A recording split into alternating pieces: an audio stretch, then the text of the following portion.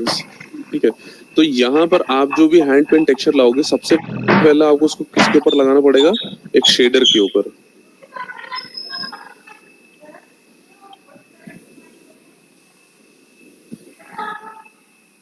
एक शेडर के ऊपर लगाना होगा। ये शायद मैं लास्ट क्लास में बताया भी था कि what is the difference between shader and a material. याद है कुछ? शेडर और मटेरियल में एक डिफरेंस बताया था। ठीक है। तो शेडर और डिफरेंस का मटेरियल ये होता है कि मटेरियल हैंड पेंट टेक्सचर होता है, मटेरियल बोलो या टेक्सचर बोल लो, वो हैंड पेंट होता है। लेकिन शेडर जो होता है वो आपको सॉफ्टवेयर आपको प्रोवाइड करता है। ठीक है। इसी शेडर में सारी प्रॉपर्टी होती है कि आपका जो ऑब्जेक्ट होगा वो कैसे बिहेव करेगा। वो आपका वुड है या ग्लास है या जो भी है, उसकी जितनी भी फिजिकल प्रॉपर्टी है वो आपका हैंड पेंट टेक्सचर डिसाइड नहीं करेगा। वो कौन क्या चीज डिसाइड करेगी? आपका शेडर। शेडर आपने उस पर क्या लगाया हुआ है। तो हमारे पास अलग अलग टाइप के शेडर्स होते हैं। ठीक है। लेकिन अब कौन सा शेडर आप यूज करोगे ये इंपॉर्टेंट हो जाता है। फॉर एग्जाम्पल, मैक्स में जो हमारा इनबिल्ट जो यहाँ पे रेंडरिंग प्लगइन है मेरा, ठीक है। रेंडरिंग प्लगइन का मतलब होता है कि जब आप रेंडर करोगे तो आपको एक थर्ड पार्टी एप्लीकेशन चाहिए जो आपके आउटपुट को क्या करेगा? एक्सट्रैक्ट करेगा। जैसे फोटोशॉप में आप क्या करते थे? फोटोशॉप में आपको सारा का सारा जो आउटपुट होता था वो आपको स्क्रीन पे ही दिखता रहता था। उसमें रेंडरिंग नाम का कोई टर्म नहीं था आपके पास। आप जो भी कर रहे हो, कलर करेक्शन या टेक्स्ट लिख रहे हो, कुछ भी कर रहे हो, वो सब आपको स्क्रीन पे ही दिखता था। वो एक तरीके से आपको क्या होता था? रेंडर ही होता था। ठीक है। और जब आपको फोटोशॉप से बाहर निकालना होता था तो आप उसको जेपेग में सेव कर लेते थे या टारगा में सेव कर लेते थे, तो वही आपका रेंडर फॉर्मेट हो जाता था। होता था नहीं होता था? Yes sir. ठीक है। लेकिन मैक्स में थोड़ी सी चीजें अलग हो जाती है, क्योंकि मैक्स एक 3D सॉफ्टवेयर है। तो होता क्या है, आपको व्यू पोर्ट पर हर एक चीज नहीं दिखाई पड़ती है। आपको क्या करना पड़ता है? यहाँ पे रेंडर करना पड़ता है उन चीजों को। ठीक है। जैसे मेरे पास एक ये क्यूब है, तो ये व्यू, अभी तो ये सिर्फ एक क्यूब है जिसमें आपको एक बेसिक सा कलर दिख रहा होगा, सॉलिड कलर। तो ये व्यू पोर्ट पे भी ऐसे ही दिखेगा और रेंडर में भी ऐसे ही दिखेगा। अब ये है होती है हमारी रेंडर विंडो। ये ब्लैक कलर की जो आपको यहाँ पे स्क्रीन दिख रही है छोटी सी, ये होती है हमारी रेंडर विंडो। ठीक है। तो अभी तो दोनों में कोई डिफरेंस नहीं है। लेकिन लास्ट क्लास में याद करो, जब हम लोग नेम्स लिख करके लाए थे तो व्यू पोर्ट में थोड़ा सा पिक्सेलेटेड था, लेकिन रेंडर में क्लीन आ रहा था। Yes sir. याद है सबको? ठीक है। तो अब व्यू पोर्ट पे डिफरेंस आ रहा था और मेरा रेंडर में डिफरेंट आ रहा था। तो मेरा जो हमारा मेन आउटपुट होता है वो तो हमारा रेंडर वाला होता है। व्यू पोर्ट में कुछ भी दिखे, रेंडर में सही आना चाहिए। ठीक है। तो यहाँ पर आप रेंडर कैसे करोगे? शिफ्ट क्यू शॉर्टकट होता है, या फिर यहाँ पे एक छोटा सा आपको ये दिख रहा है टी पॉट, एक लाइटनिंग के साइन के साथ। Yes yes. ठीक है। ये होता है हमारा रेंडर प्रोडक्शन। ठीक है। आप यहाँ पे क्लिक कर सकते हो या फिर शिफ्ट क्यू।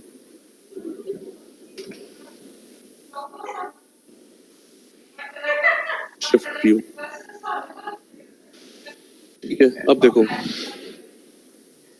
अब थोड़ा रेंडर प्लगइन्स के बारे में बात करते हैं, तभी आपको समझ में आएगा।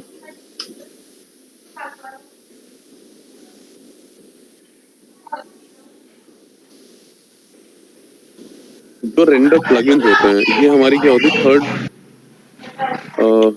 वो होती है, एक एक्सटर्नल ऐप होती है ये हमारी। ठीक है। थर्ड पार्टी ऐप होती है जो सॉफ्टवेयर क्या करता है, आपको एक बेसिक सा रेंडरर प्रोवाइड करता है, लेकिन वो क्वालिटी रेंडरर नहीं होता है।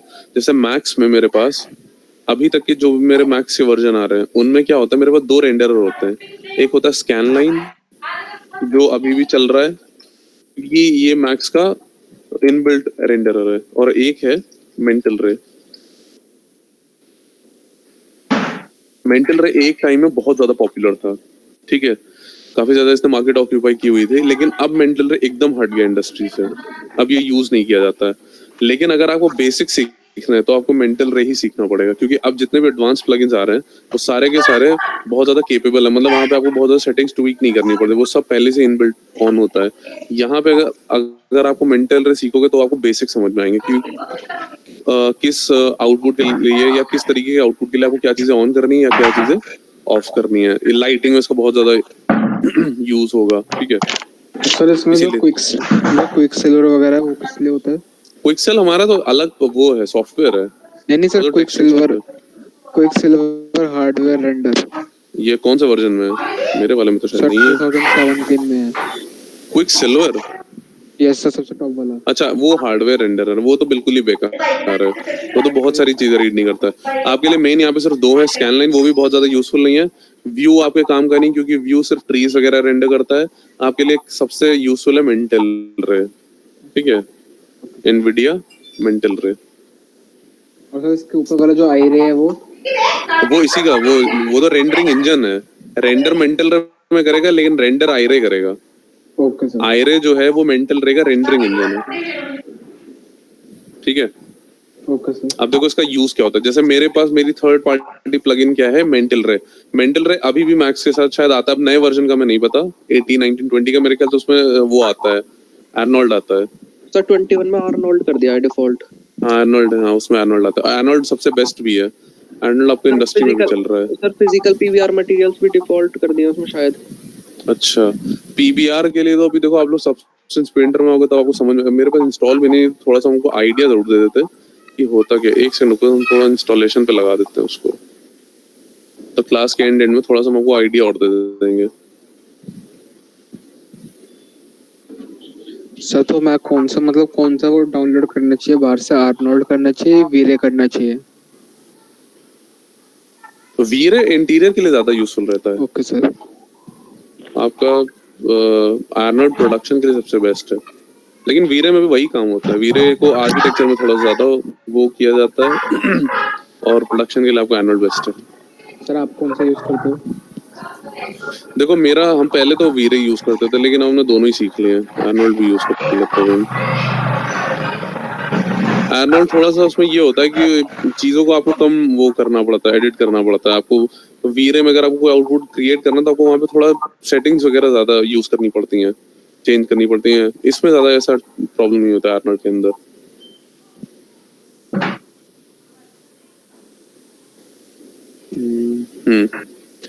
तो यहाँ पे मेरे पास मेंटल रे। अब देखो मेंटल रे अगर आप यूज करोगे तो अब आपको मेंटल रे के ही शेडर यूज करने पड़ेंगे। आपको मेंटल रे के शेडर यूज करने पड़ेंगे, आपको मेंटल रे की ही लाइट्स भी यूज करनी पड़ेगी। हर एक शेडर का अपनी अलग लाइट्स होती हैं और हर एक रेंडर प्लगइन के इसके अपने अलग शेडर होते हैं, अलग लाइट्स होती हैं। अगर इसमें जाकर के आप किसी दूसरी उसका शेडर यूज करोगे या लाइट यूज करोगे तो हो सकता है कि वो वाला रेंडर है उसको यूज ना करे। जैसे मेरे पास तो कितने सारे रेंडर होते हैं, मेंटल रे हो गया, वीरे हो गया, आर्नोल्ड हो गया, रोना हो गया, रेडशिफ्ट, ऑक्टेन,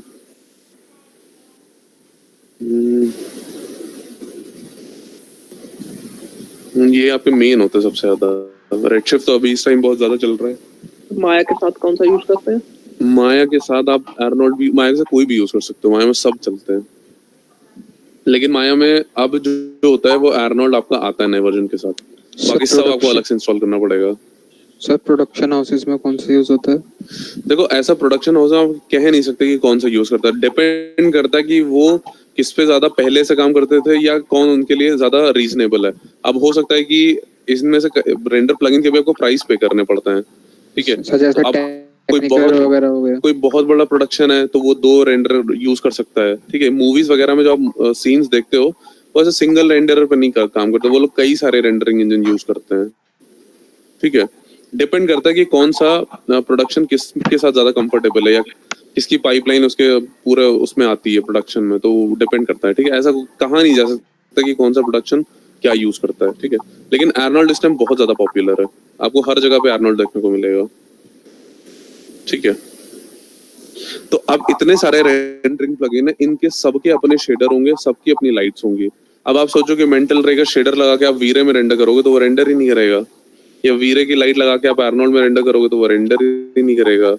उसके लिए तो वो अनरिकॉग्नाइज्ड ऑब्जेक्ट हो जाएगा। समझ में आ रहा है?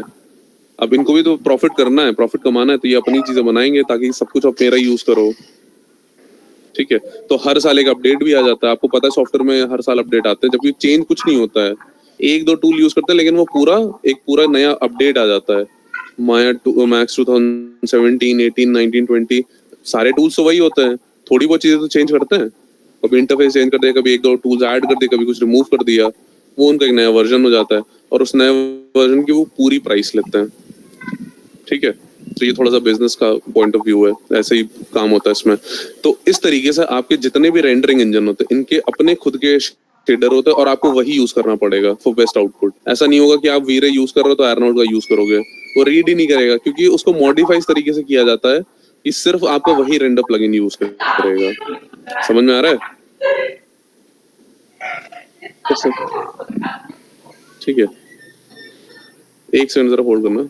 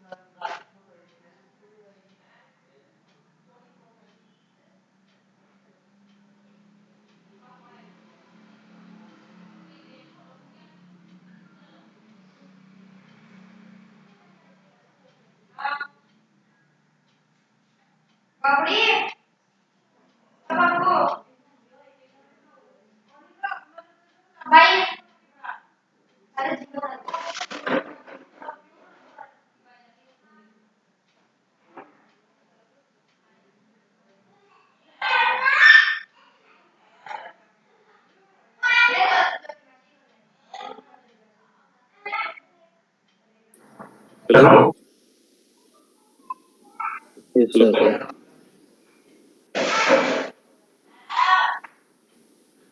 यार कैरी सर कैरी करती है। Yes sir. स्क्रीन दिख रही है सबको?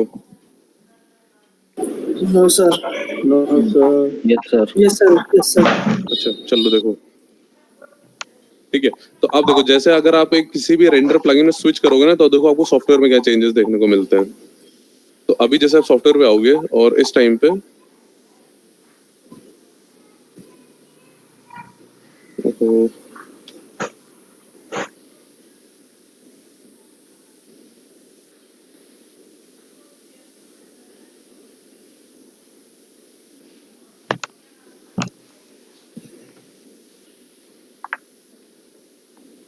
सर आपका कौन सा वाला वर्जन है ये सब्सटेंस मेरा 2019.1।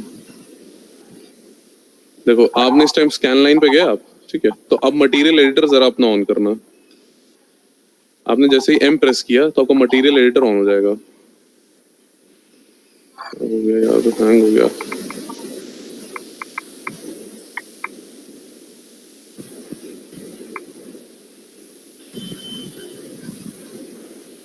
Hello, yes sir. सर। अच्छा आवाज आ रही है? एक सेकंड होल्ड करना, सिस्टम मेरा हैंग हो गया है। वेट, हाँ आपने देखो मेरा जैसे आपने मटेरियल एडिटर ऑन किया, तो ये जो मेरे शेडर होते हैं ये तो स्टैंडर्ड है। स्टैंडर्ड का मतलब होता है कि ये आपके सब में रीड हो जाएंगे, इसमें भी, इसमें भी, इसमें भी, सब में, तभी इसका नाम स्टैंडर्ड होता है। लेकिन फिर भी आप यूज मत करना इसको अगर आप कोई और यूज कर रहे हो, ठीक है, क्योंकि इसमें बहुत लिमिटेड प्रॉपर्टीज होती हैं। एम्बिएंट, डिफ्यूज, स्पेक्युलर और 3 ऑप्शन, ये बस, इसके अलावा कोई ऑप्शन नहीं होता इसके अंदर, ठीक है। लेकिन अगर आप किसी और रेंडर प्लगइन का कोई और शेडर देखोगे ना डिफॉल्ट, तो उसमें बहुत सारी प्रॉपर्टीज होती है। तो अगर आप इसको लगा के रेंडर करोगे तो रेंडर तो आ जाएगा, लेकिन उतनी अच्छी क्वालिटी नहीं है, क्योंकि स्टैंडर्ड जब बना तो ये बहुत पुराना शेडर है, तो इसमें बहुत लिमिटेड प्रॉपर्टीज है, तो इसीलिए इसको यूज नहीं करोगे। लेकिन अगर आप इसको यूज करोगे तो रेंडर आ जाएगा। ऐसा नहीं हो कि वो ब्लैक ब्लैक दिखा दे, ठीक है। मे भी अगर कभी कभार होता है कि वो इसको भी ना रीड करे, ठीक है, वो पूरा डिस्क्रिप्शन होता है आपके रेंडरिंग इंजन्स का, वो पूरा उन्हीं का होता है, ठीक है। अब आप यहाँ पे आ जाओ, स्टैंडर्ड पे क्लिक करो। अभी इस टाइम पे मेरा स्कैन लाइन ऑन है, तो अगर आप देखोगे तो मेरी लिस्ट में बहुत ज्यादा शेडर नहीं है मेरे पास। जनरल है कुछ, कुछ स्कैन लाइन के हैं, क्योंकि स्कैन लाइन ऑन है, और बस ये मेरा सैंपल शॉट, इससे कोई लेना देना नहीं आपको। समझ में आ रहा है? ये वो सारे रेंडर हैं, ये वो सारे शेडर्स हैं जो स्कैन लाइन रीड कर सकता है, ठीक है। तो ये बहुत सिंपल से मेरे पास। लेकिन जैसे ही आप कोई और रेंडर यूज करते हो, जैसे अब इसमें डाल देते हैं हम मेंटल रे को, मेंटल रे ऐड कर दिया यहाँ पे। अब जरा स्टैंडर्ड पे हो तो अब कुछ चेंजेस देखने को मिल रहे हैं आपको।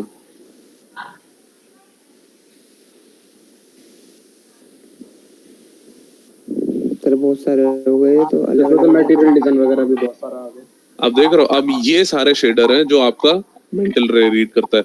तो अब आपको बहुत सारी चीजें बनाने की जरूरत नहीं, वो पहले से बनी हुई, जैसे सेरामिक हो गया, कंक्रीट हो गया, आपका हार्डवुड हो गया, मेटल हो गया, मिरर हो गया, सॉलिड ग्लास हो गया, स्टोन हो गया, वाटर हो गया, ठीक है। जनरल तो आपको मिलेंगे क्योंकि जनरल सब में रीड होते हैं। फिर अगर आप देखोगे तो आपके पास मेंटल रे के कितने, arc and design. Arc and design तो एक ऐसा शेडर है जो बहुत सारी चीजों को खुद ही से बना देता है, आपको बनाने की जरूरत नहीं है। कार पेंट, अगर आप कोई कार को टेक्सचर करना चाह रहे हो तो आपको कार पेंट है, मैट, शैडो, रिफ्लेक्शन, सब धीरे धीरे बाद में देखेंगे। सब सरफेस स्कैटरिंग, अगर आपको स्किन रेंडर करना है तो ये सब देखो आपको यहाँ पे मिलेगा, और ये सारे के सारे स्कैन लाइन में एब्सेंट है। तो समझ में आ रहा है कि रेंडर प्लगइन का फायदा क्या होता है। एक बेसिक रेंडरर आपको बहुत ज्यादा क्वालिटी नहीं दे सकता। ये तो फिर भी देखो छोटे से, यहाँ पर आओ, ये होती है आपकी ऑटोडेस्क की मटेरियल लाइब्रेरी। जैसे सेरामिक आपको चाहिए तो देखो सेरामिक के आपके पास सर ये इतने सारे। सर ये मेंटल रे का है? जी हाँ, ये आपका मेंटल रे का है। तो ये देखो मेरे पास कितने सारे क्या है, प्रीसेट्स हैं। पोर्टलैंड का है, ये कंक्रीट हो गया, यहाँ पे देखो कंक्रीट के कितने सारे हैं, यहाँ पे फैब्रिक हो गया। मेंटल रेगेस और जितने भी शेडर्स हैं तो सभी पहले से आते हैं, ये भी अलग से भी इंपोर्ट करवाने पड़ते हैं? नहीं नहीं, मेंटल रे ऑन करते ही ये सब आ जाएगा। आपको कुछ अलग से इंपोर्ट या एक्सपोर्ट या कोई सेटिंग आपको ऑन ऑफ नहीं करनी है। मेंटल रे बस आपको ऑन करना है, ये सब मिल जाएगा आपको। ग्लास के देख लो तो clear, amber, blue, green, light, white, yellow, blue, पता नहीं कौन कौन से इसमें बहुत सारे हैं, ठीक है। तो अब ये सब आपको देखने को मिलेगा हैं। ये टेक्सचर होते हैं, ये हाई क्वालिटी होते हैं? ये डिपेंड करता है कि रेंडर में आपकी क्या सेटिंग्स है। हाई क्वालिटी करोगे तो हाई क्वालिटी हो जाएगा, लेकिन इसमें ये जो ये हाँ। 4 के टेक्सचर से है या नॉर्मल? ये नॉर्मल है 4 के, तो आप रेजोल्यूशन डिसाइड करोगे जब आप रेंडर करोगे। अब जब आप फोटोशॉप से निकालते हो बाहर रेंडर, तो जो भी आपका कैनवस साइज होता है वही रेंडर बाहर आता है। Yes sir. तो उसी तरीके से जो भी रेंडर सेटिंग आप डालोगे यहाँ पे, जितना भी रेजोल्यूशन आपको चाहिए, उसी उसका रेजोल्यूशन का रेंडर आपको बाहर निकल आएगा। सर बेसिक रेजोल्यूशन तो उसमें 800 into 600 ही लिखा होता है। हाँ, बेसिक आपको 800 into 600 होता है। आप चाहो तो उसको इंक्रीज कर सकते हो यहाँ से।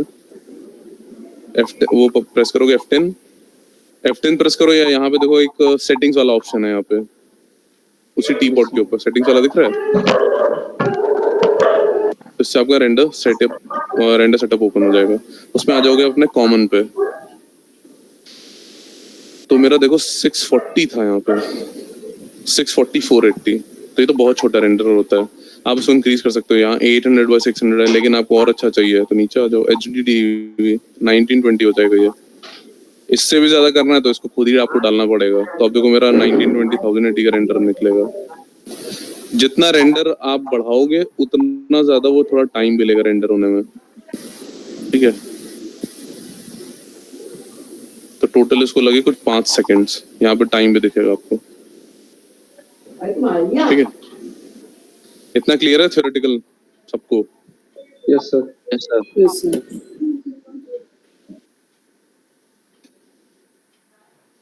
चलिए,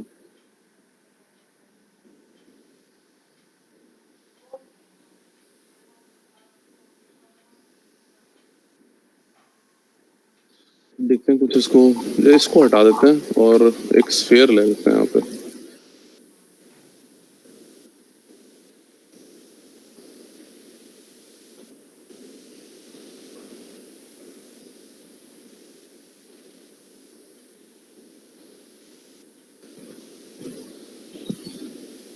अब आपने देखो अनरैपिंग सीख ली, सबको मेरे ख्याल से अनरैपिंग आती होगी।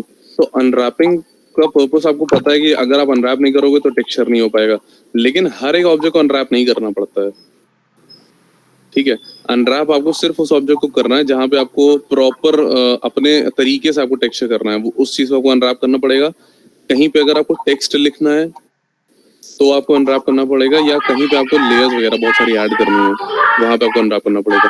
लेकिन मेरे बहुत सारे ऐसे मटेरियल होते हैं जो फिजिकल होते हैं, ठीक है। फिजिकल मटेरियल जैसे ग्लास हो गया, वाटर हो गया, ब्रॉन्ज हो गया, गोल्ड हो गया, एल्यूमिनियम हो गया, इन सारे ऑब्जेक्ट्स को कभी भी अनरैप नहीं करते, ठीक है। इनमें डायरेक्टली आप एक शेडर अप्लाई करोगे और रेंडर कर दोगे। देखो यहाँ पे ऐसे आपने M प्रेस किया, एक मटेरियल आपने उसको ड्रैग कर दिया, ठीक है। स्टैंडर्ड पे गए और जैसे यहाँ पे इसको ले लेते हैं आर्किटेक्चरल पे आप आ जाओ। ये काफी यूजफुल होता है आर्किटेक्चरल। तो यहाँ पे देखो आपको बहुत सारे प्रीसेट्स मिलेंगे। यूजर डिफाइन में आप आए तो यहाँ पे जैसे आपको मिरर चाहिए, मेटल चाहिए, ग्लास चाहिए, या कुछ भी है। जैसे फॉर एग्जांपल ग्लास ले लेते हैं। आपने ग्लास लिया और क्या कर दिया, इसको हटा दिया। अब कैसा आ रहा है कि अभी देखो आपका ऑब्जेक्ट जो है वो थोड़ा सा चेंज हो गया, ठीक है। अब वो ग्लास ऐसा ब्लैक इसलिए दिख रहा है क्योंकि ग्लास रिफ्लेक्शन पे काम करता है। ग्लास के आसपास रिफ्लेक्टिव प्रॉपर्टी होती है ना। रिफ्लेक्शन का मतलब होता है कि वो अपना जो एनवायरनमेंट है उसको क्या करेगा, अपने अंदर अब्सॉर्ब कर लेगा। तो अभी इसके चारों तरफ ब्लैक है, तो क्या हो गया, इसने इसको पूरा ब्लैक कर दिया है, ठीक है। नीचे से ग्रीन आपको दिखाई पड़ेगा। अगर आप ये प्लेन भी हटा दोगे तो आपका ये दिखाई नहीं पड़ेगा, क्योंकि अब तो कुछ भी नहीं है वहां पे, कोई सराउंडिंग ही नहीं है उसके पास। तो वो कैसा हो जाएगा, पूरा ब्लैक हो जाएगा। समझ में आ रहा है? Yes sir. तो अगर ग्लास आपको चाहिए तो आपको सराउंडिंग देना पड़ता है। फिर जैसे मेरे पास अभी सिर्फ एक ही सराउंडिंग है, वो ऐसा ग्रीन आ रहा है। चलो दूसरा चेंज करते हैं इस पे। हमें यहाँ से ग्लास नहीं चाहिए, मेटल चाहिए। मेटल कैसा, फ्लैट वाला। चलो देखते हैं मेटल में कैसा दिखता है।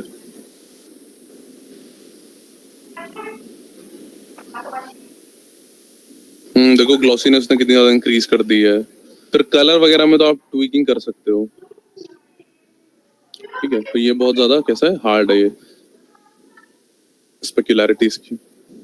तो आप यहाँ से इसको कम कर सकते हो। 0 हो गया बिल्कुल, थोड़ा सा इंक्रीज कर दो।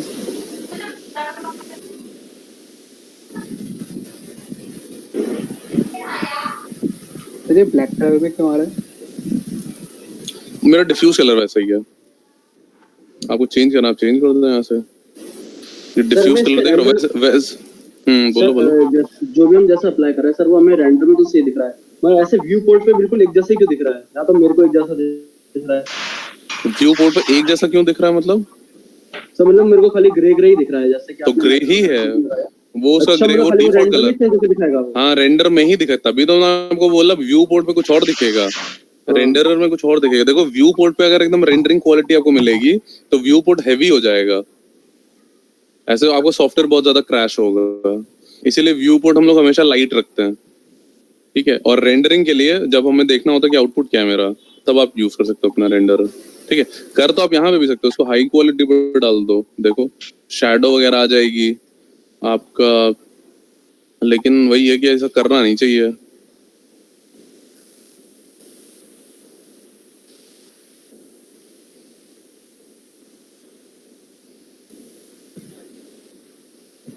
तो नहीं रहा, ऐसे रहेगा ये।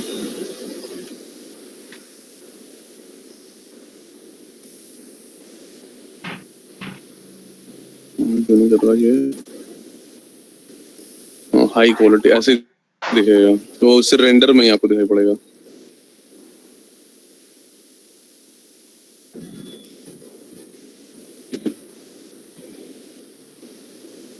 तो इसमें कई सारी प्रॉपर्टीज आप चेंज कर सकते हो। आपको प्लास्टिक चाहिए, फैब्रिक पे देख लेते हैं। फैब्रिक में तो वैसे भी कुछ मिल नहीं रहा, मैं ग्रे हो गया बिल्कुल, वाटर में भी कुछ नहीं मिलेगा, स्टोन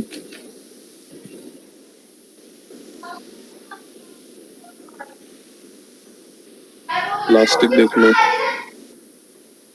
हाँ यहाँ पे कुछ मिलेगा आपको प्लास्टिक जैसा।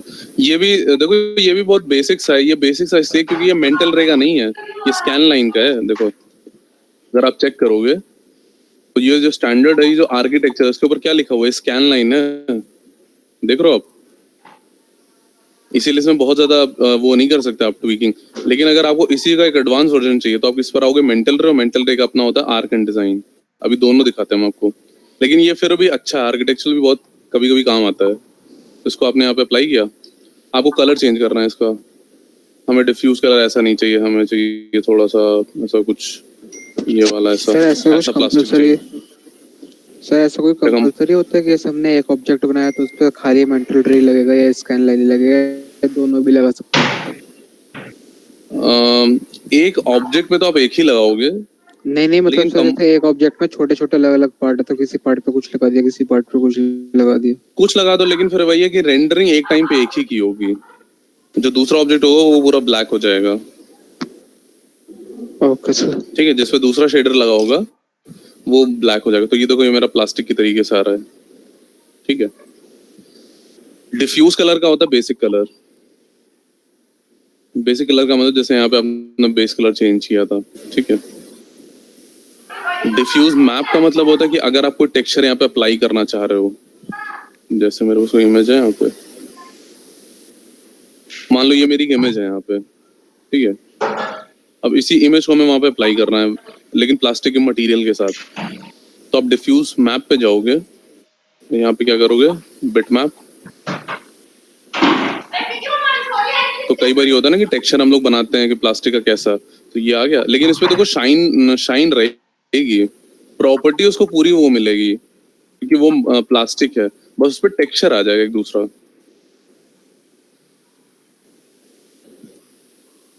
देखो अब रेंडरिंग में टाइम लग रहा है,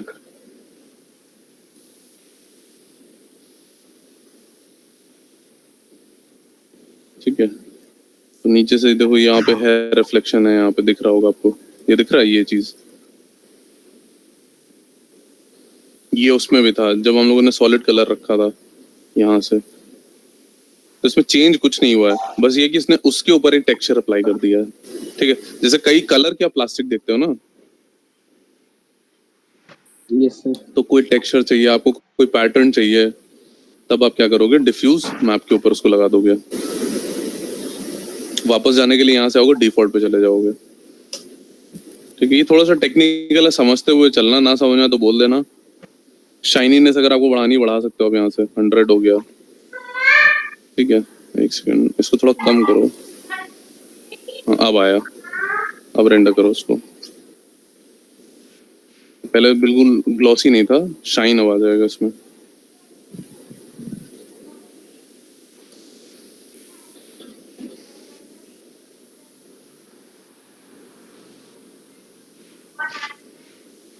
अब यहीं पे बिल्कुल यहाँ पे आ गए तो पूरा नाम नहीं दिख रहा, यही आपका सर ग्लॉसी है। नीचे जो ये ऑप्शन आया है रीयूज वगैरह के, फाइनल कर देंगे किसी से। वो बात की बात है, वो तुम लोग जब लाइटिंग में तब देखेंगे, वो बहुत एडवांस चीज होती है, ठीक है। ट्रांसपेरेंसी का मतलब है कि पूरा ऑब्जेक्ट ट्रांसपेरेंट कैसे होगा। उसको क्या कर दिया, अगर आपने इसको 100 कर दिया तो ये पूरा ऑब्जेक्ट कैसा हो जाएगा, ट्रांसपेरेंट, जैसे ग्लास होता है वैसा हो जाएगा ये।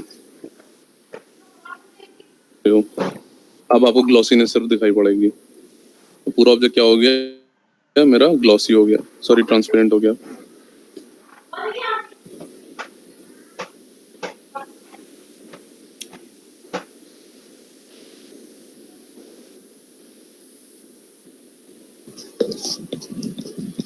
ट्रांसलूसेंसी, ट्रांसलूसेंसी का मतलब समझ लो, यहाँ पे करके नहीं दिखा पाएंगे क्योंकि इसमें प्रॉब्लम होती है। इसके लिए हमें कई सारा मैप बनाने पड़ता है, लाइटिंग का यूज होता है, ठीक है। ट्रांसलूसेंसी का मतलब समझ लो, इसको हम लोग करेंगे बाद में। ट्रांसलूसेंसी का मतलब होता है स्कैटरिंग, ठीक है। स्कैटरिंग किसकी, scattering of light. Scattering of light क्या होता है, देखो कभी अपने हाथ के ऊपर टॉर्च जलाई आप लोगों ने, यस सर, वो यस सर। तो क्या होता है सर, वो मतलब हमारा हाथ पूरा लाल लाल दिखता है वो पूरा, ठीक है। अब ना तो हमारा हाथ लाल कलर का है, ना तो मेरी लाइट जो है वो रेड कलर की है, तो रेड क्या हो जाता है फिर उसमें, अंदर का हमारा हैंड भी रेड कलर का तो होता नहीं है, और जो लाइट होती है वो भी व्हाइट कलर की होती है। तो कोई रीजन लिखेगा यहाँ पे, रीजन लिख दो यहाँ पे, जो भी है, जो भी समझ में आए। फिर उल्टा सीधा रीजन है वो भी लिख दो यहाँ पे।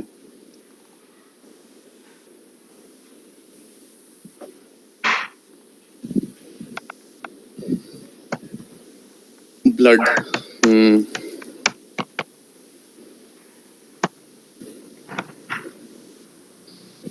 ब्लड की वजह से, बिल्कुल सही बात है, ब्लड की वजह से होता है, ठीक है। लेकिन अब प्रॉब्लम ये है, ब्लड तो मेरा स्किन के अंदर है, मतलब हैंड के अंदर है, दिख तो रहा नहीं है, और लाइट जो हो रही है वो अंदर तो घुस नहीं रही मेरे स्किन के अंदर, तो फिर वो रेड कलर कैसे दिख रहा है, ऐसा भी तो होता है ना।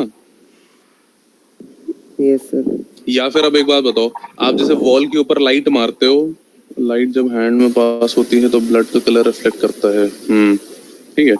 अब आप जैसे किसी वॉल पे या किसी कंक्रीट ऑब्जेक्ट के ऊपर अगर आप लाइट को प्रोजेक्ट कर रहे हो तो वहां पे वैसे ही दिखता है जैसा कलर है। अब उसके अंदर मटेरियल कैसा, उससे हमें कोई फर्क ही नहीं। जैसे अगर आपके घर की वो वॉल ब्लू कलर की, येलो कलर की या कुछ भी है, तो अगर आप उसको टॉर्च मारते हो तो क्या होता है, सिर्फ उसका उतना एरिया ब्राइट हो जाता है और तो कुछ होता नहीं है, ठीक है।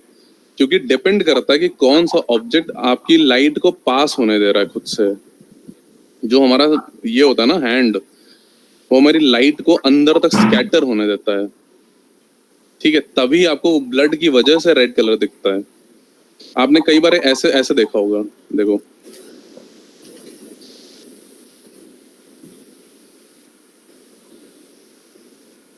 यार स्पेलिंग गलत हो जाती है मेरी।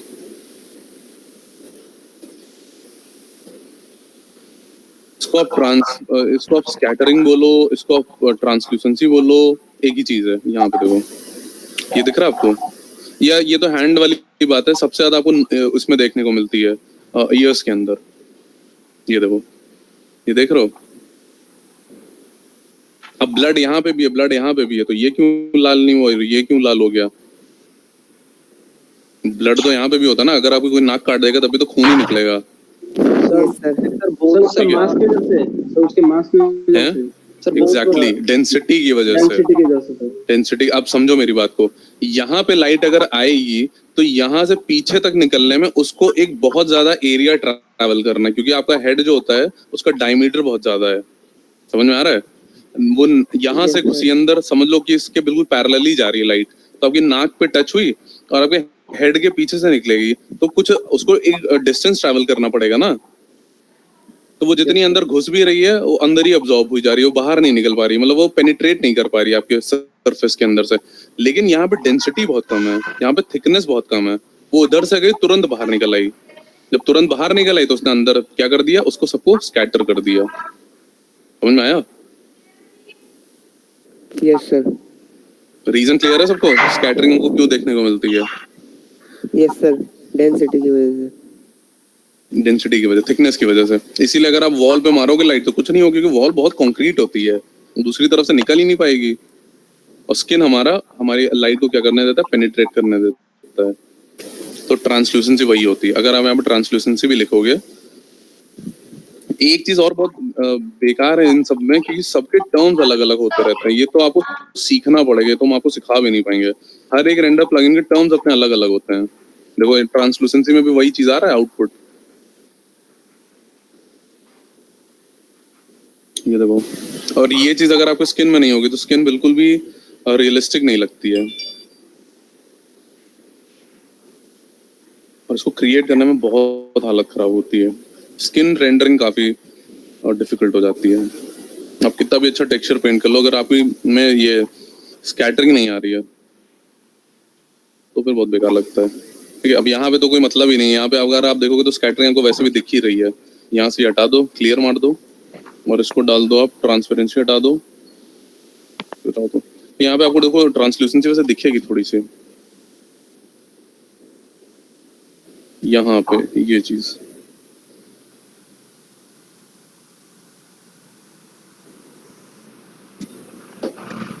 ठीक है, ये चीज यहाँ पे देखोगे, अगर आपको एक ब्राइट कलर दिख रहा है, वो इसलिए भी दिख रहा है कि आपका जो ऑब्जेक्ट है वो भी रिफ्लेक्ट हो रहा है थोड़ा बहुत ट्रांसलूसेंसी की वजह से। चलो ट्रांसलूसेंसी थोड़ा इंक्रीज करते हैं यहाँ पे। चलो हो तो रहा है कुछ, थोड़ा बहुत तो दिखेगा आपको।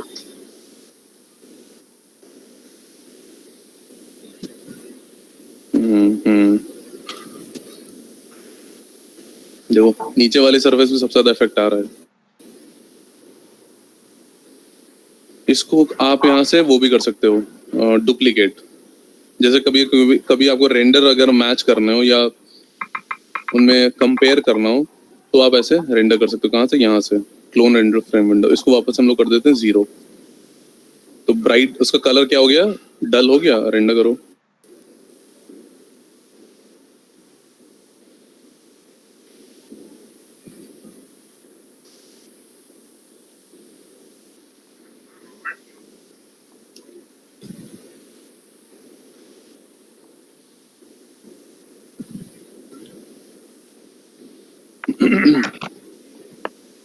देखो दोनों में डिफरेंस आ रहा है, इसमें और इसमें। ये सर बहुत माइनर सा है सर, लेकिन मतलब विजिबल डिफरेंस ये सर। हाँ विजिबल डिफरेंस है। ठीक है, तो क्या हो रहा है कि उसमें लाइट जा रही है अंदर तक, इसमें लाइट नहीं जा पा रही है। ठीक है, ट्रांसलूसेंसी का मतलब होता है कि आप लाइट को अलाउ करते हो कि हाँ चली जाओ अंदर। यहाँ पे ऑफ है तो उसका मतलब वो अंदर नहीं जा रही, वो सिर्फ उसका आई उससे टकराई और रिफ्लेक्ट हो गई वापस, यहाँ अंदर तक चली गई। सर लाइट तो ऊपर से आ रही है ना सर, ये ऊपर डॉट बनना है ना वाइट। इस टाइम पे हर जगह से आ रही है। जो हमारे व्यू पोर्ट पे लाइट होती है ना डिफॉल्ट, अभी देखो कोई हमने यहाँ पे एक्सटर्नल लाइट सोर्स नहीं ऐड किया है, तो इस टाइम पे हर एक एंगल से लाइट आ रही है। Okay sir. ठीक है, देखो ऐसे, लेकिन अभी पता ही नहीं चलेगा आपको क्योंकि शैडो नहीं क्रिएट हो रही ना इसमें। वरना अगर आप ऐसे घुमाते रहोगे तो देखो शैडो ऐसी बन रही है। देख रहे हो शैडो हर एंगल पे चेंज हो रही है।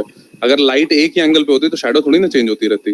देख रहे हो ऊपर आ गया तो ऊपर से लाइट आ गई, साइड में चले गए तो ऐसे। लेकिन ये आपको उसमें नहीं दिखाई पड़ेगी रेंडर में, क्योंकि रेंडर एक्चुअल लाइट की शैडो को ही कास्ट करता है। समझ में आ रहा है? ज्यादा तो नहीं हो गया आज के लिए? पक्का? ये चीज तो समझ आ रही है। चलो हाँ, ये बहुत इंपॉर्टेंट चीज है। अगर ये आपको हम सीधा एर्नोल्ड पढ़ाते तो ये कभी नहीं पढ़ा पाते। क्यों? क्योंकि वहां पे इसको ऑन करने की जरूरत ही नहीं होती है। वहां पे सब ऐसे ही आपका ऑटोमेटिक ऑन रहता है, इसीलिए मेंटल में पढ़ाया जाता है। आर्नोल्ड जो है इसी के प्लगइन्स की तरह इंस्टॉल होगा या फिर अलग से एक सॉफ्टवेयर है वो? आर्नोल्ड एक प्लगइन है। ओके सर, ठीक है, आप मतलब इसी में ऐड हो जाती है। हाँ उसको इंस्टॉल कर लो। Okay sir. ठीक है, CGPS पे जाओ या गेट इनटू PC पे जाओ, वहां पे आपको मिल जाएगा। सर ओरिजिनली कर लेते ना तो स्टूडेंट वर्जन में। हाँ, वो फिर लाइसेंस्ड या फिर 1 साल का या पता नहीं कितना होता है। यस सर, एक साल का है। टॉरेंट करोगे तो आपको कम से कम चलता रहेगा जब तक आपको सॉफ्टवेयर चलेगा। टॉरेंटिंग इसीलिए सही रहती है, बस वो इलीगल है। कहाँ पे जाना था? हाँ, मैक्स में आ जाओ। अब देखो दूसरी प्रॉपर्टीज। डिफ्यूज मैप सबको समझ में आया? Yes sir. डिफ्यूज मैप का मतलब सिर्फ टेक्सचर से भी नहीं होता। कई बार ये होता है कि अगर आप, कैसे समझाऊं मैं आपको, कई बार कई सारे प्लास्टिक पे ना कोई आपने ऐसा फॉर्मेशन टाइप का देखा होगा या कोई टेक्सचर अलग टाइप का देखा होगा जो आपके डिफ्यूज कलर से नहीं है। कलर से तो चलो हम लोगों ने यहाँ पे ग्रीन कलर दे दिया, ग्रीन ब्लूइश टाइप का, लेकिन अब हो सकता है इसके ऊपर भी आपको कुछ ऐड करना पड़े, कोई टेक्सचर आपको ऐड करना पड़े, तब आप डिफ्यूज मैप दोगे। ठीक है, ये धीरे धीरे आपको और समझ में आएगा जब हम लोग बाद में यूज करेंगे। यहाँ पे हो सकता है थोड़ा कंफ्यूजिंग लगे। शाइनीनेस का मतलब है जितना कम करोगे उतना शाइन आपका इंक्रीज होता जाएगा। ठीक है, ट्रांसपेरेंसी का मतलब है पूरा ट्रांसपेरेंट हो जाएगा। ट्रांसलूसेंसी का मतलब है कि लाइट आपके ऑब्जेक्ट के अंदर एंटर हो जाएगी। अब आता है इंडेक्स ऑफ रिफ्रैक्शन। IUR पता है किसी को? साइंस में पढ़ा होगा आप लोगों ने। नहीं सर, साइंस में पढ़ा ही नहीं। 10वीं की साइंस में आता है। 10वीं तक तो सभी ने पढ़ा होगा। Yes sir. तो फिर तो शॉर्ट फॉर्म से याद नहीं आ रहा, फुल फॉर्म से तो लाइट कितनी बेंड होती है किस ऑब्जेक्ट? यस, लाइट कितनी बेंड होती है वो डिपेंड करता है आपका इंसिडेंट एंगल पे। ठीक है, अब ये एग्जांपल तो सबने किया होगा कि आधा जार होता है, उसमें अगर आप पेंसिल डाल दोगे पानी से भरा हुआ तो क्या होता है? यस सर, वो हल्की सी पेंसिल मुड़ी हुई दिखती है। हाँ, जबकि पेंसिल मुड़ी होती थोड़ी ना है, पर वो पेंसिल मुड़ी हुई दिखती है क्योंकि जो पेंसिल है वो 2 अलग अलग मीडियम में होती है, एयर में और वाटर में। तो एयर का जो इंडेक्स ऑफ रिफ्रैक्शन अलग होता है और वाटर का जो इंडेक्स ऑफ रिफ्रैक्शन होता है वो अलग होता है। ठीक है, तो अगर कोई ऑब्जेक्ट है जो 2 अलग अलग मीडियम में ट्रैवल कर रहा है जिनका इंडेक्स ऑफ रिफ्रैक्शन वैल्यू अलग अलग है, तो आपको थोड़ा बहुत डेविएशन ऑब्जेक्ट में देखने को मिलेगा। ठीक है, तो इसीलिए इंडेक्स ऑफ रिफ्रैक्शन जब भी आप कोई चीज करोगे ना, जैसे अगर समझ लो कि ये क्या है, मेरा प्लास्टिक है, तो हर एक ऑब्जेक्ट की IOR वैल्यू होती है। अगर आप वो IOR वैल्यू सही से नहीं डालोगे तो आपका ऑब्जेक्ट वैसा ही आपको फील नहीं देगा। तो IOR वैल्यू को रटने की जरूरत नहीं है। कोई भी ऑब्जेक्ट अगर आप बना रहे हो, खाली आप IOR पे क्लिक कर दोगे, आपको सबके IOR मिल जाएंगे। यहाँ पे देखो IOR index of refraction less pixel and poly, यहाँ पे कुछ सब कुछ मिलेगा। जितने मटेरियल एग्जिस्ट करते हैं सबकी अपनी अपनी वैल्यू होती है। ठीक है, glass, air, alcohol, aluminium, asphalt, beer, bronze, copper, crystal, diamond, emerald, eye glass, ये देख रहे हो कितने सारे हैं यहाँ पे। तो कोई भी अगर चीज आप अप्लाई करोगे उसकी IOR वैल्यू आपको देनी पड़ेगी। बिना IOR वैल्यू के वो चीज वैसा बिहेव नहीं करेगा। प्लास्टिक का देखते हैं क्या है।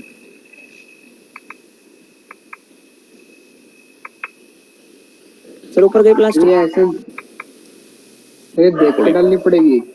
हाँ और क्या, कहाँ प्लास्टिक चला गया? सर ऊपर थोड़ा, बड़ी तेज आंखें तुम्हारी।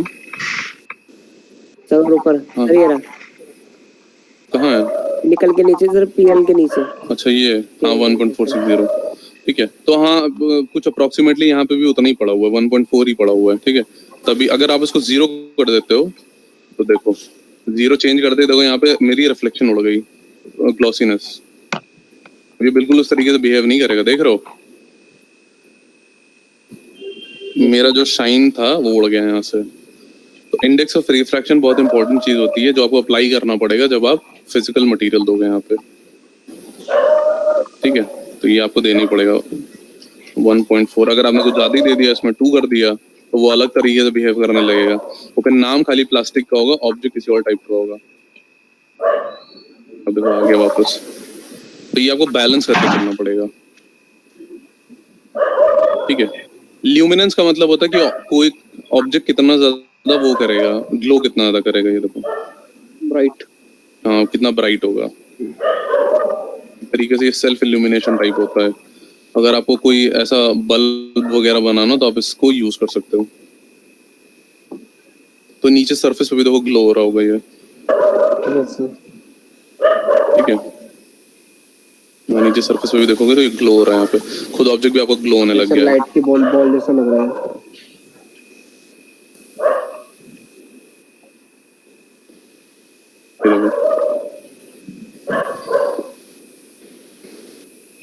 तो ये होता है आपका ल्यूमिनेंस।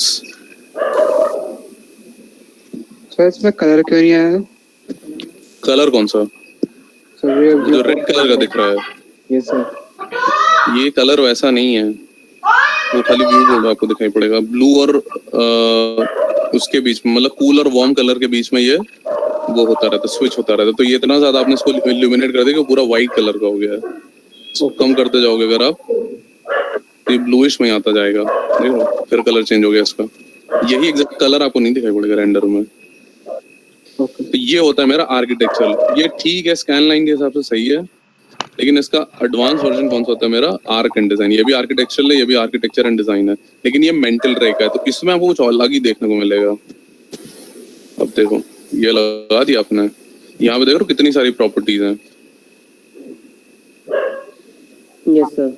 वहां पे कितनी कम थी, क्योंकि वो स्कैन लाइन का था, ये मेंटल रे का है। इसीलिए हम आपको बोल रहे हैं कि हर एक रेंडर प्लगइन का अपना अलग शेडर होता है, और उस शेडर में अलग ही टाइप की प्रॉपर्टीज होती हैं।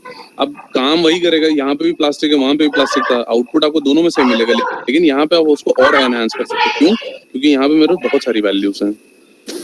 तो अब जैसे यहाँ पर आप इसको करो,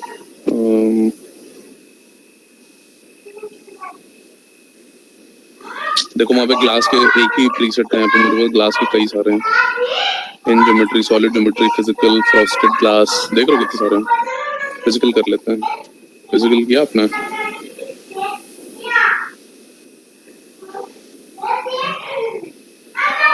ये देखो, सर रैंडम निकालने की शॉर्टकट की क्या है? Shift Q. शिफ्ट।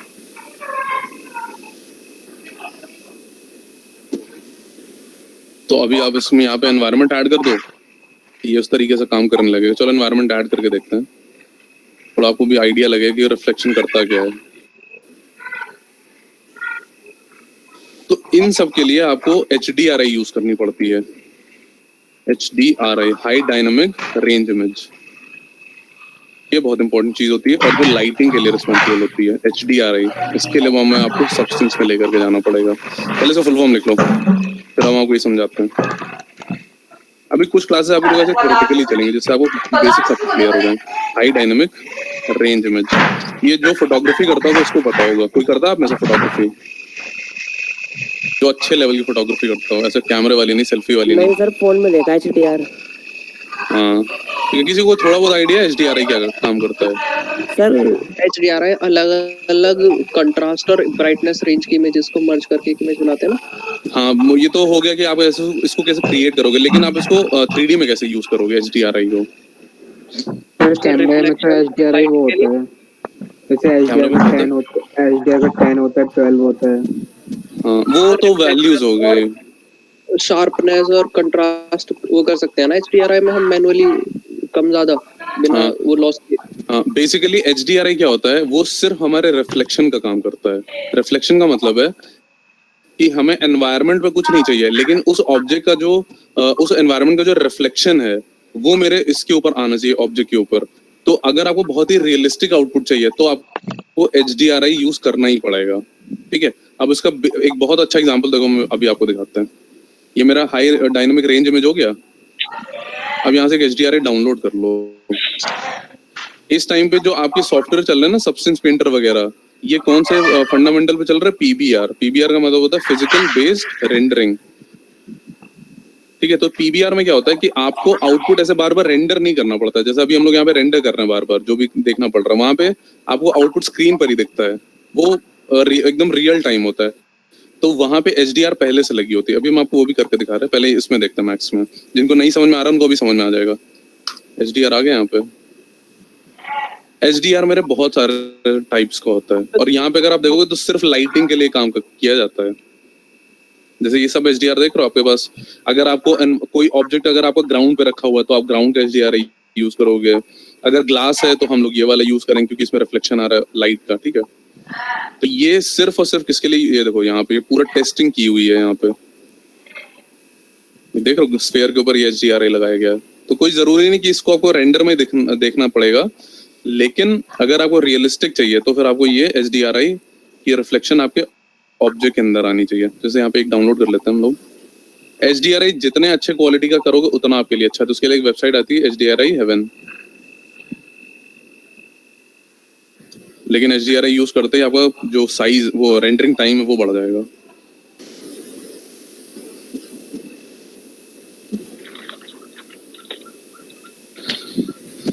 अब देखो जैसे हम लोग कौन सा डाउनलोड करते हैं यहाँ पे, जैसे ये वाला ठीक है, यहाँ पे लाइटिंग आ रही है, या फिर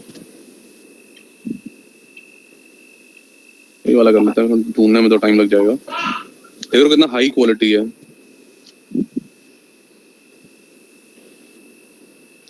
तो हमें 1K चाहिए।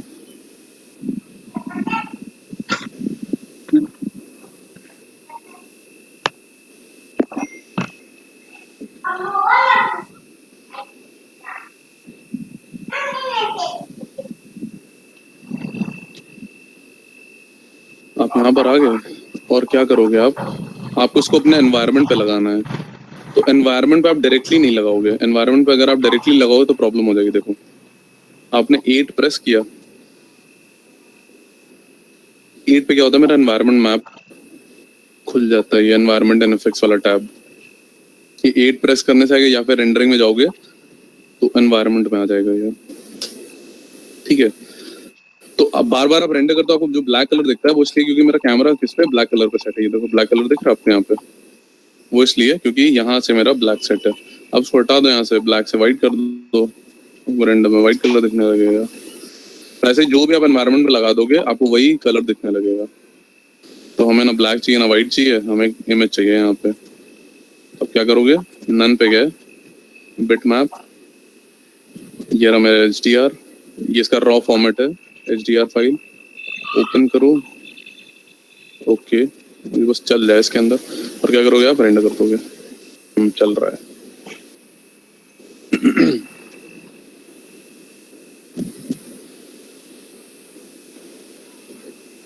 लेकिन अगर आप देखोगे तो मेरे जैसा मेरा HDR है वैसा दिख नहीं रहा है यहाँ पे, बहुत स्केल्ड है ये।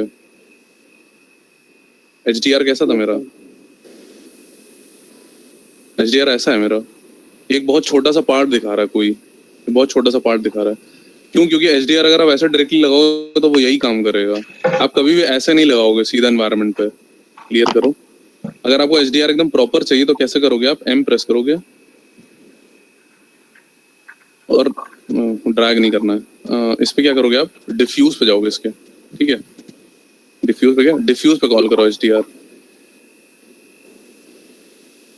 ओके। यहाँ पर आ गए, यहाँ पे भी देखो वही स्केल दिख रहा है। तो यहाँ से आप क्या करोगे, इसको एनवायरनमेंट मैपिंग पे और यहाँ से डाल दोगे इसको स्क्रीन पे।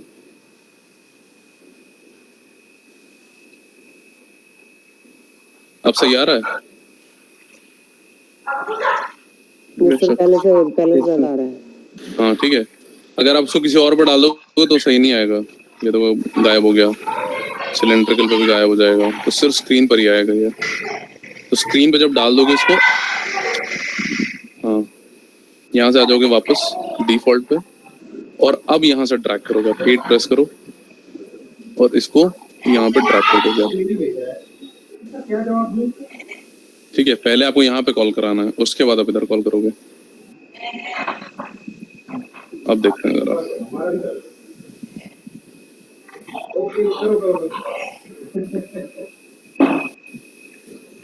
इसको हटा दो चाहे तो, अब देखते हैं क्या दिख रहा है।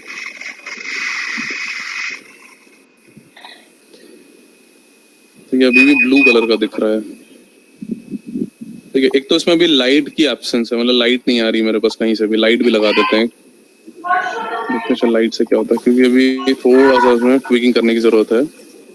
स्पॉटलाइट लगा देते हैं यहाँ पे एक,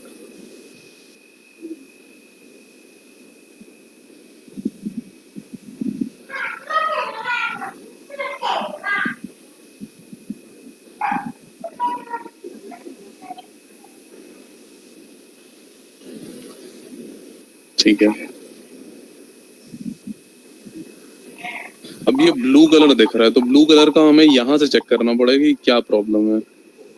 अच्छा ओके, देखो मेरी ट्रांसपेरेंसी कैसी है, सही तो है, ट्रांसपेरेंसी मेरी 1 है, रिफ्लेक्टिविटी 1 है, ग्लॉसीनेस 1 है, सब तो सही है। ट्रांसपेरेंसी अगर 0 कर देंगे तो अब आ रहा है कुछ, देख रहा हूँ। लेकिन हाँ वो है कि बिल्कुल ग्लास जैसा बिहेव नहीं करेगा। ये ट्रांसपेरेंसी हम लोगों ने ऑफ कर दिया है, ट्रांसपेरेंसी ऑन करनी पड़ेगी। लेकिन ब्लू कलर देखना पड़ेगा किस लिए आ रहा है। तो ऐसे ट्रांसपेरेंसी तो हमें ऑन करनी पड़ेगी। ग्लास मेरा पूरा ट्रांसपेरेंट होता है, ठीक है। रिफ्लेक्टिविटी भी हमें पूरी चाहिए। सही तो है यार सब। कलर हो सकता है यहाँ पे, तो उसको क्या कर दोगे आप? वाइट कलर से तो वैसे कोई डिफरेंस नहीं पड़ता है। हाँ तो अभी भी ब्लू रहा है। एक सेकंड, ये हो सकता है इसके कलर की वजह से भी आ रहा हो, तो इसका कलर चेंज करते हैं।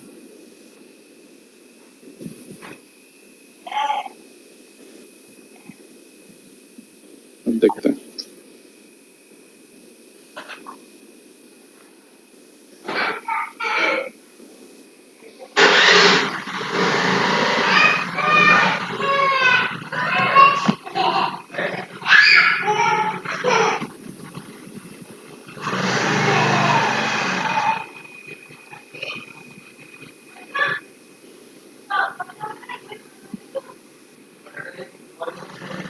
चलो अब आ गया क्लास, ठीक है। तो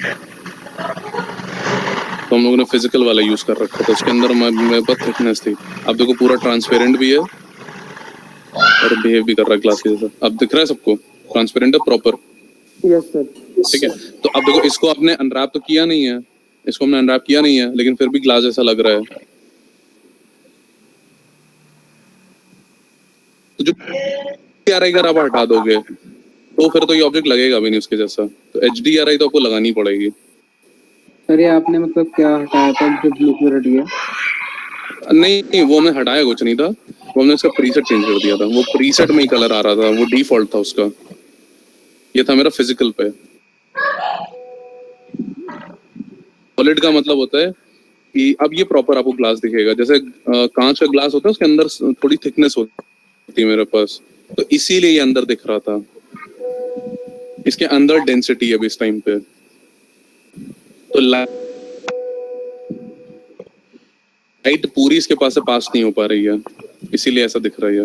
लेकिन अगर बिल्कुल ग्लास चाहिए तो उसको क्या करोगे आप? थिन ज्योमेट्री, मतलब हमें कोई थिकनेस नहीं चाहिए। ये बहुत टेक्निकल चीजें होती हैं, ये आपको अभी इस टाइम पे समझ में भी नहीं आएगा। जब प्रैक्टिस करोगे तभी समझ में आएगा। ग्लास के चक्कर में तो इतने जब हम खुद भी सीख रहे इतना परेशान हो गए थे तो समझ में नहीं आता था है क्या, हो क्या रहा है, क्या करना चाहिए। अब यहाँ पे 3 अलग अलग प्रीसेट है, तीनों पे अलग अलग आपके पास वो हो रही है, आउटपुट आपको अलग अलग मिल रहा है। ये टोटली डिपेंडेंट है आपके थिकनेस के ऊपर कि ग्लास आपको कितना मोटा है। देखो जितना पतला ग्लास होगा लाइट इतनी जल्दी उसके अंदर से पास हो जाएगी, ठीक है। और जितना थिक ग्लास होगा लाइट उतना देर से पास होगी। प्लस अंदर आपके पास थिकनेस है तो लाइट इतनी जल्दी बाहर भी नहीं निकलेगी, प्लस इतना ज्यादा विजिबल भी नहीं करेगी सब कुछ, क्योंकि ये ब्लॉक हो जाती है ना लाइट अंदर।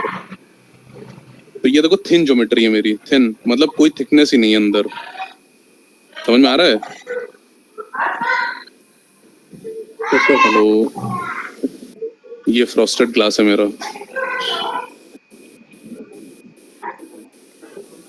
ये फ्रॉस्टेड है। फ्रॉस्टेड ग्लास आप लोगों ने हमेशा बाथरूम वगैरह में देखे होंगे, जो बिल्कुल ट्रांसपेरेंट नहीं होते हैं, सिर्फ एक शैडो टाइप का क्रिएट हो जाता है।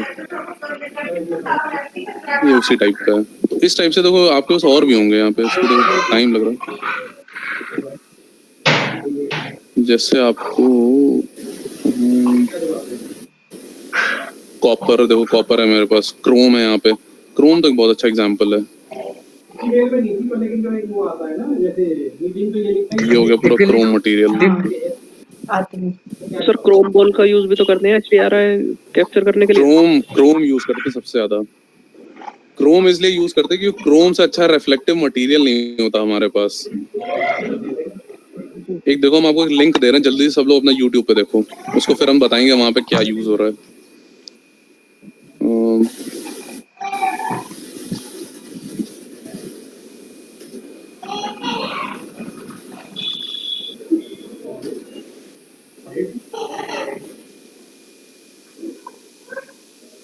तो उसमें HDRI का सिर्फ 3D में ही काम नहीं होता है, रियल मतलब जो लाइव एक्शन शूट होता है उसमें भी कितना काम होता है।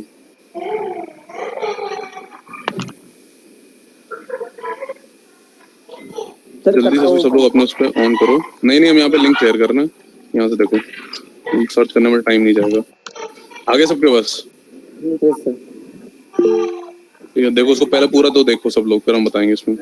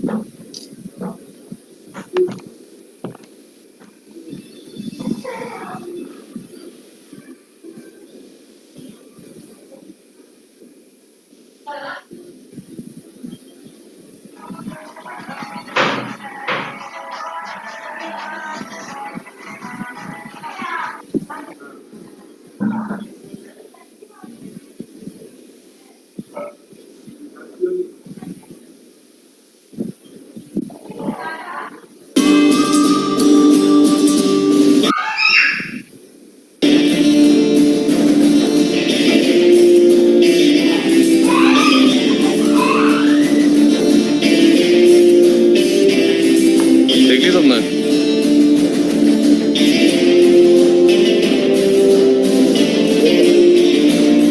अब देखो, हाँ समझ में अभी आएगा। अब एक बात बताओ, देखो एड हमने देख लिया, इसमें ये पता है कि यहाँ पे दो चीजें यूज हो रही है, तो मेरा लाइव एक्शन प्लस मेरी 3D टेक्नोलॉजी। समझ में आ रहा है सबको? तो यहाँ पे जो कैरेक्टर है, आपका कैरेक्टर का मतलब तो ये आपका यहाँ पे फीचर है यहाँ पे, ठीक है, जो लैम्प है आपका, ये क्या है? 3D, ठीक है, लेकिन उसको इसके साथ मर्ज किया हुआ है उसके साथ रियल एनवायरनमेंट के साथ, ठीक है। तो अब आपको सब कुछ मैच कराना पड़ेगा, आपको लाइटिंग से लेकर के इसके अंदर का जो रिफ्लेक्शन है वो सब मैच कराना पड़ेगा, ठीक है। तो अब यहाँ पे अगर आप देखोगे तो यहाँ पे HDRI का यूज हो रहा है। इस जगह पे अगर आप देखोगे, यहाँ पे, यहाँ से देखो, ये रहा आपको HDR, ठीक है। तो अब इस HDR का यूज क्या होगा? जो मेरा 3D वो है, 3D फिगर है, उसके अंदर अगर आपके इस एनवायरनमेंट की रिफ्लेक्शन नहीं होगी तो वो रियलिस्टिक तो लगेगा नहीं। Yes sir. ठीक है, और आपके पास दूसरा कोई तरीका नहीं है कि ये रिफ्लेक्शन आप उसके अंदर ट्रांसफर कर पाओ, तो वो सिर्फ HDRI के थ्रू होता है। तो आप कभी भी लाइव एक्शन मूवी देखोगे ना, वहां पे हमेशा HDRI शूट किया जाता है, और उसी एनवायरनमेंट का जहां पर आप शूटिंग करते हो। ये नहीं कि आपने इंटरनेट से कोई भी डाउनलोड कर लिया, फिर वही एनवायरनमेंट आपको दिखाना होता है जहां पर आप प्रॉपर शूट करते हो। इसीलिए हमेशा HDRI वहीं पे शूट किया जाता है जहां पे आपकी शूटिंग चल रही होती है। तो सर शैडोज भी इससे कैलकुलेट करते हैं? क्योंकि हाँ देखो, ये जो कार है, अब देखो यहाँ पे कार का समझो,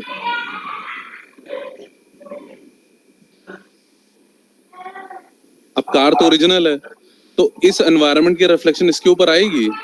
यस सर। क्योंकि ये तो रियल ऑब्जेक्ट है, तो इसका रिफ्लेक्शन इसके अंदर तो आएगा। इसके अंदर कैसे आएगा? अब इसके तो आई में आएगा सिर्फ रिफ्लेक्शन, और तो कहीं आएगा नहीं।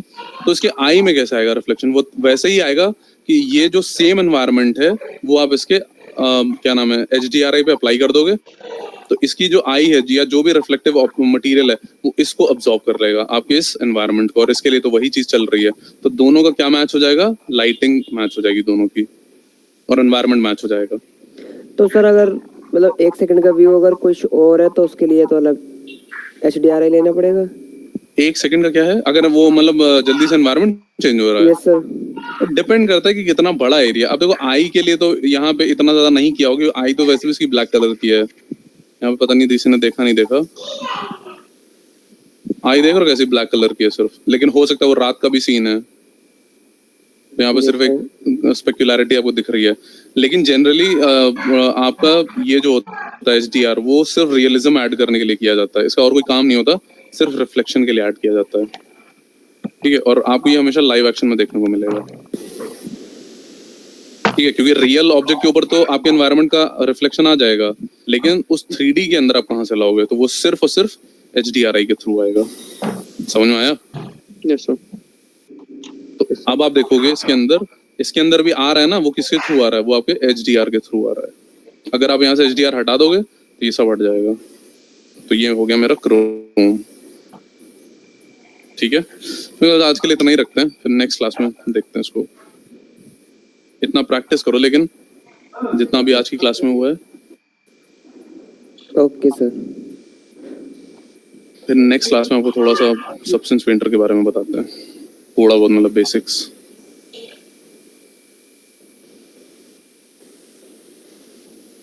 तो सब्सटेंस डिजाइनर क्या होता है? डिजाइनर में आप शेडर बनाते हो, मटेरियल में आपको बने हुए मिलते हैं। Okay sir.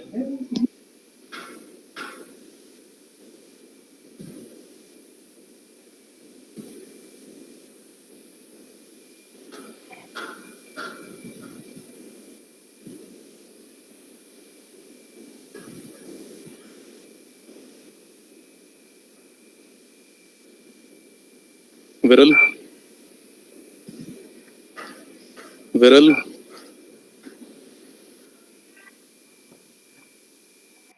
Yes sir. Rahul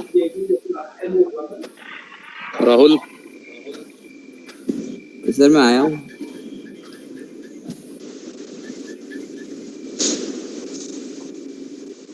गौरव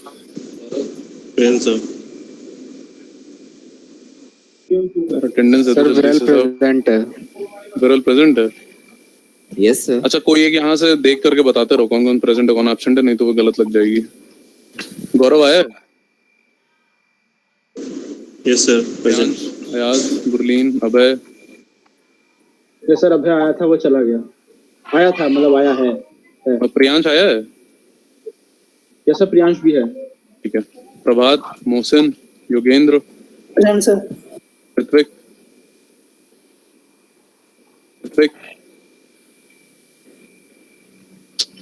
नहीं सर, ऋत्विक नहीं है। दीपक, यशवी, सर। करणप्रीत, उमेश, उपेंद्र, मुदित, यस सर। राघव, अमित,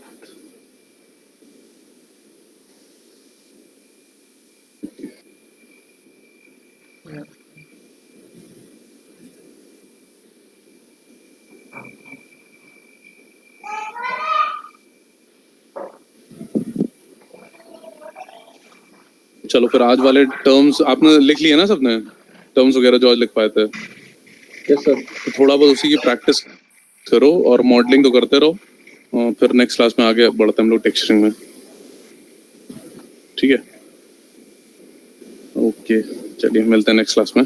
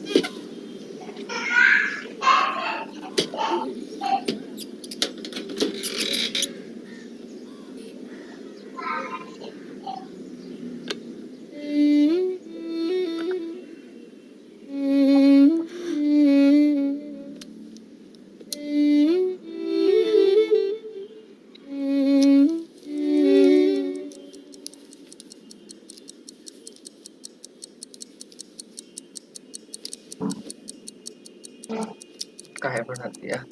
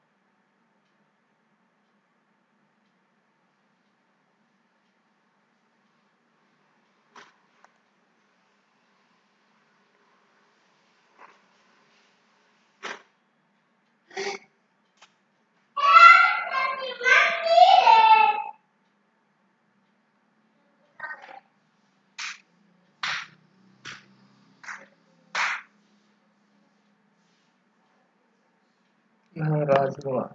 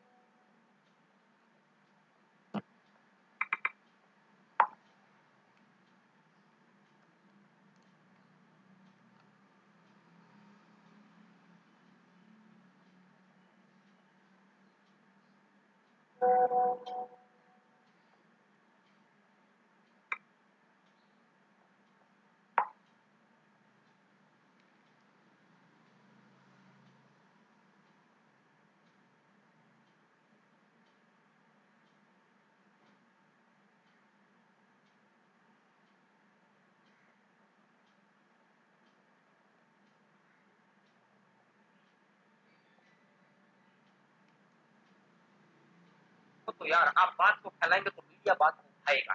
आज वोटी फेंकनी पड़ती है, 2.5 करोड़ लोगों के परिवार, 2.5 करोड़ बच्चों के परिवार, उनके साथ जुड़े लोगों के परिवारों का भविष्य है, ये अंधकार में ना हो जाए तो हमको करना पड़ेगा। ये मेरी बात है, इस बात को बहुत ध्यान से समझ लेना। आपको गांधीगिरी भी चलानी पड़ेगी, आपको बॉयकॉट लिखना पड़ेगा हर जगह पर। हम लोग हैशटैग भी बना दिया है और इस मुहिम को बड़ा बनाने के लिए आपको एक साथ सभी को मिलकर चलना पड़ेगा। अगर आप मिलकर नहीं, देखिएगा जितने लोग देख रहे हैं ना, इतने शेयर क्यों नहीं हुए? क्योंकि बच्चे को लगता है कि मेरे को क्या फायदा है। अरे ये किसको फायदा होगा? मुझे ये बात बताओ, ये फायदा किसको होगा? अगर ये आपको नहीं होगा तो किसको होगा? जब तक आप हम मैं के अंदर रहेंगे ना दोस्तों, तो तब तक बात नहीं बनेगी। ये एटीट्यूड को बदलना पड़ेगा, हम में आना पड़ेगा कि हमारे लिए करना है। पेपर होगा तब जाके आपकी मेहनत को दिखाई देंगे, नहीं तो हर रोज पढ़ के क्या जाएंगे। तो आपको शेयर तो करना पड़ेगा भाई। लगभग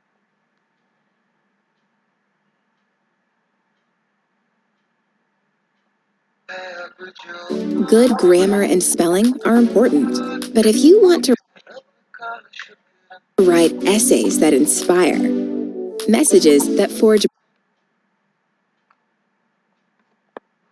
brighter connections, and emails that get the job done, you need to think about more than just grammar and spelling. This sentence is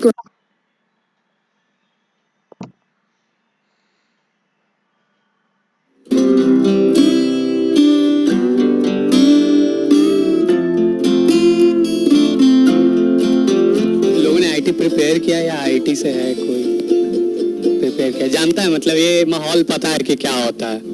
हाँ मुझे बहुत अच्छे से पता है। कुर्था जहाँ मेरा जगह है वहाँ था। 10th के बाद मैंने 11-12 पटना में कंकड़बाग में कोचिंग में था।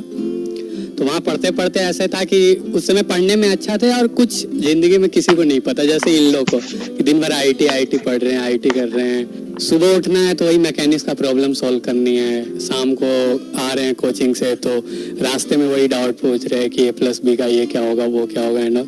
तो जैसे ही मैं आईटी हो गया लकीली, तो आईटी बॉम्बे गया तो अब वहाँ पे मेरे को ऐसा था कि अब कोई कुछ ये नहीं बोल रहा था कि सिर्फ पढ़ना होता है, क्योंकि मुझे यहाँ पे सब दिख रहा है कि ये खेल भी रहा है, ये गा रहा है, ये एक्टिंग कर रहा है। और फिल्म देखने का हमेशा से शौक था, फिल्म देखने का शौक था, बट आज तक ये पता नहीं था कि करते हैं। वीडियो देखता था तो ये पता था कि ओके ऐसे ऐसे कुछ तो करते हैं जो कि मैं कर सकता हूँ।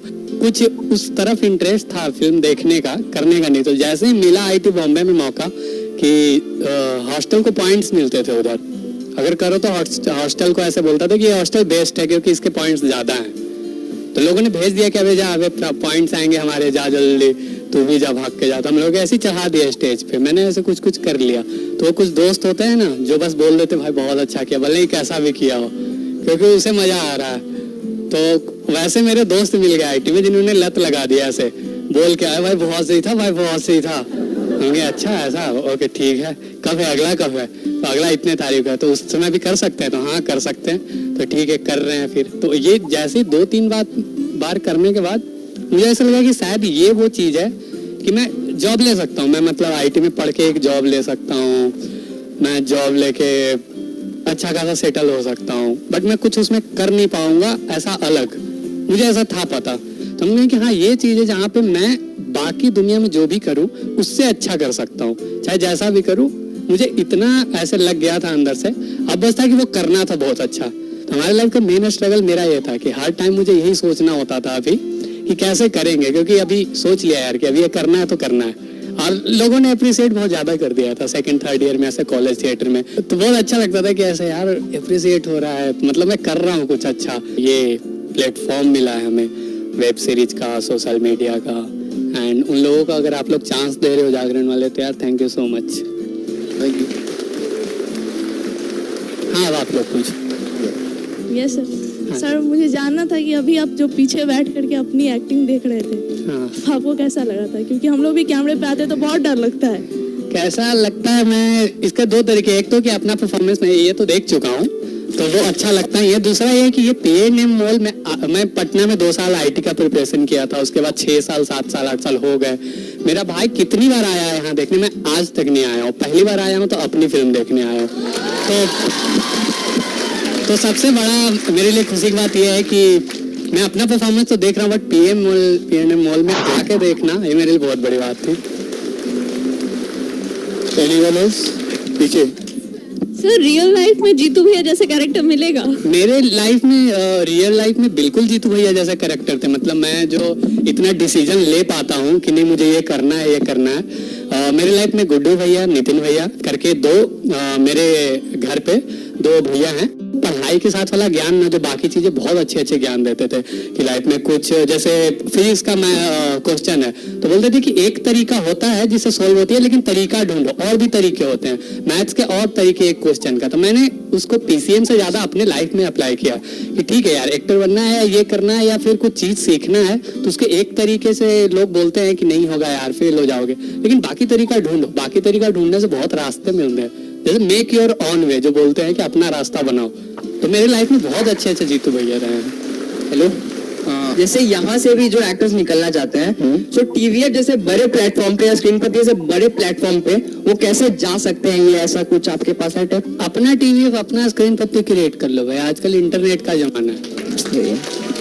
तो करना चाहता है ना बेसिकली कि हम करना चाहते हैं, तो करना चाहते हैं तो हम क्या करना चाहते हैं सबसे पहले ये डिसाइड करो, एंड खुद से ऑनेस्टी।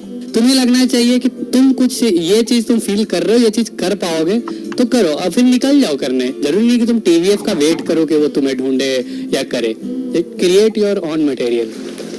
सर आप अपना एक्सपीरियंस कुछ शेयर करना चाहेंगे सीरीज से, क्योंकि हम लोग को पता है हर शॉट के साथ कोई ना कोई एक मेमोरी जुड़ी होती है। सूट का स्ट्रगल का एक एक्सपीरियंस बताता हूँ कि जब वो शिवांगी से लाइक बात कर लेता है तो वो कहती है अब निकल, मतलब सिर्फ आई लुक देती है कि जा, तो वो निकलता है वहां से वो केले खाते हुए, जो बोलता है कि सुबह 7:30 बजे मेस बंद हो जाएगी, जल्दी जाके खा लेना। तो दैट वाज शॉट की वो गेट से बाहर निकलता है, फिर वो सीढ़ियों से ऊपर जाता है और फिर ऐसे मतलब यहाँ से गया, फिर सीढ़ी से ऊपर, फिर यहाँ से जाता है। करीब 15 से ऊपर टेक हो चुके थे। करीब होता कि हमारा पैकअप होना था 7 बजे ऐसा।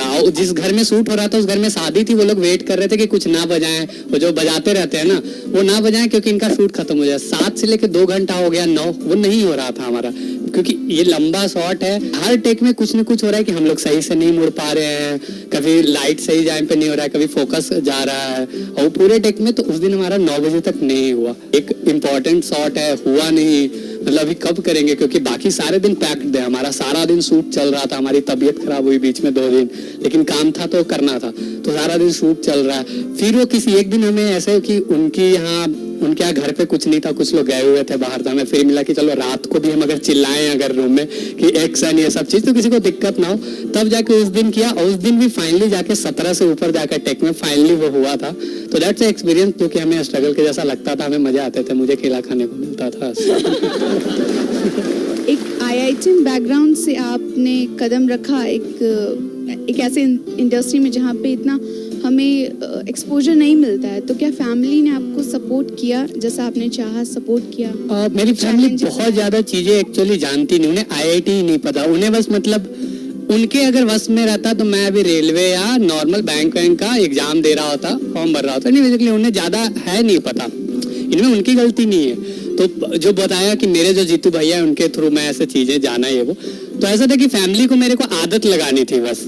तो मैंने 2nd ईयर से ऐसे बस आता था तो बोलता था, मैं डांस करता था तो जबरदस्ती का ये वे घर में कर रहा होता था। पापा बोल रहे होते थे कि क्या इसको दौरे पर थे, क्या हुआ मतलब इसको, तो मतलब ऐसा बोल देता है कि नहीं बाबा अभी यही सीखता हूँ, यही करता हूँ, मैं पढ़ता नहीं हूँ। उन्हें लगता था कि डिप्रेशन में, बोलते थे अरे नहीं तू ये सब मत सोच, हो जाएगा तेरा। तो मेरा बस काम था कि मैं 2nd ईयर से लेके अपने 6th ईयर तक बस ये बोलना है, जब भी घर आओ बताते रहना है, क्योंकि नहीं मानते बात यार। अभी तुम कुछ अलग कितना भी सोच लो, लोग यही बोलेंगे हाँ मतलब तो तुम हमसे बाद में पैदा हुआ हमें सिखाओगे, मतलब ये होता है फैमिली का, या कुछ भी बोल लो उनका एक कॉल बैक रहेगा। तो तुम्हारा काम है कि उनको आदत लगाओ, उनको धीरे धीरे मनाओ, उनको एक वो दिखाओ। Hello, sir. Hello ma'am. My question is, how do you find your inspiration? और क्या आपको इंस्पिरेशनल लगता है? किससे आप मोटिवेट होते हैं? मैंने एक्चुअली फिल्में इतने देखी है ना, तो मुझे सारे वो पता है कि मुझे ये पता है कि मैं डिमोटिवेट हो सकता हूँ, तो उसके बाद नहीं होना, ये मुझे पता है कि नहीं होना ना, तो खुद ना खुद वे ढूंढ लोगे यार।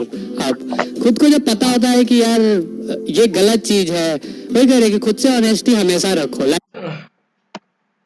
अरे